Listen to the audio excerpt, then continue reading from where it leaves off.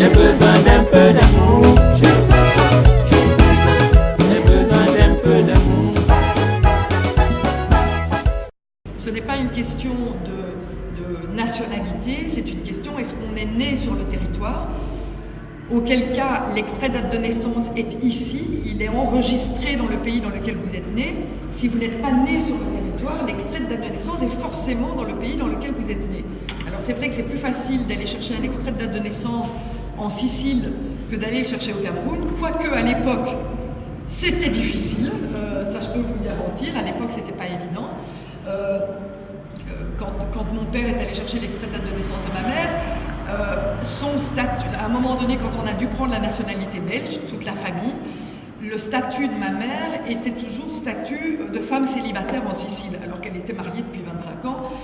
Mais ça, voilà, donc c'était pas si évident que ça, mais je pense que c'est le propre de toute personne qui n'est pas née et donc qui doit aller chercher son extrait. Par contre, ce qu'il faut faire, c'est établir des connexions avec les ambassades et les consulats qui permettent effectivement de faciliter, parce que vous pouvez avoir un duplicata délivré par votre ambassade qui fait état d'extrait de date de naissance.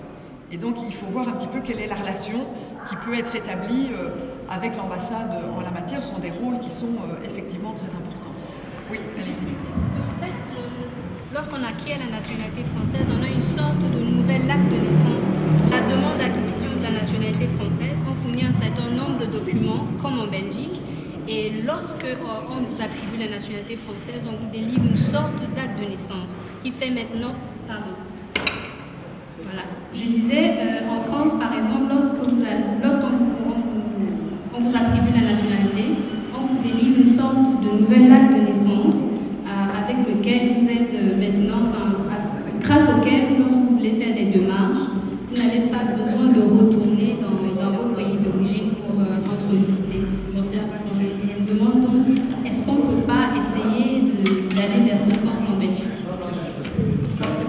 Dans la pratique, il y a eu des cas similaires où le problème a été résolu par le fait effectivement que lors de la demande de la naturalisation, il a fait légaliser son acte de naissance. Et ça qui a été légalisé aux affaires étrangères et qui a été enregistré.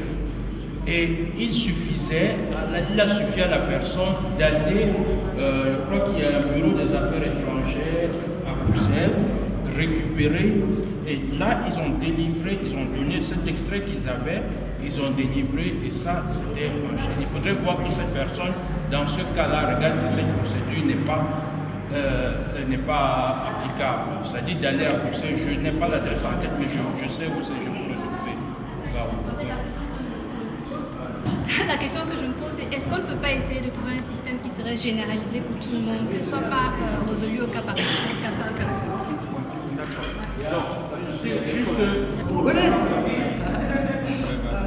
Et donc, oui, donc bien entendu, la question de l'équivalence des diplômes est mise sur la table, en sachant que ce qui a été dit est quelque chose contre lequel effectivement on doit lutter, c'est-à-dire tout ce qui est la question des fraudes aux diplômes. Donc le service des équivalences, il a aussi pour objectif de valider que ce qu'on lui met sur la table est effectivement, ce sont des documents légalisés qui ne font pas l'objet de fraude. Et il s'avère qu'il y a des pays plus champions que d'autres en matière de fraude au diplôme.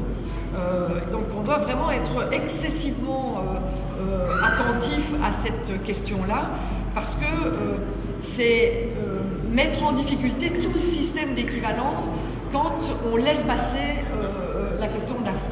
Donc ça, je pense que c'est important. On doit faciliter l'équivalence. Notre objectif n'est pas de freiner l'arrivée d'étudiants. Au contraire, on doit avoir des universités qui sont le plus ouvertes possible, avec les systèmes de bourse, avec les systèmes, donc ça c'est intéressant. Mais on doit aussi veiller à ce que la légalité de ce qui est mis sur la table soit garantie. Et c'est tout le travail du service équivalence qui doit vérifier pièce par pièce. Alors moi je serais plutôt favorable à des conventions avec les pays d'origine et de travailler beaucoup plus avec des systèmes de confiance entre le pays d'accueil et le pays d'origine qui faciliteraient alors l'élaboration des pièces justificatives. Donc je trouve qu'on doit beaucoup plus travailler dans des conventions de cadre entre la Belgique, communauté française et communauté flamande, et le pays d'origine pour garantir que ça puisse aller plus vite.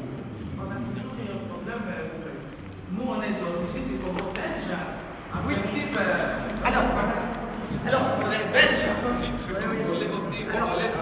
moi j'aime bien parce que les Congolais, quand ça les arrange, ils disent qu'ils sont belges, et quand ça les arrange, ils disent qu'ils sont congolais.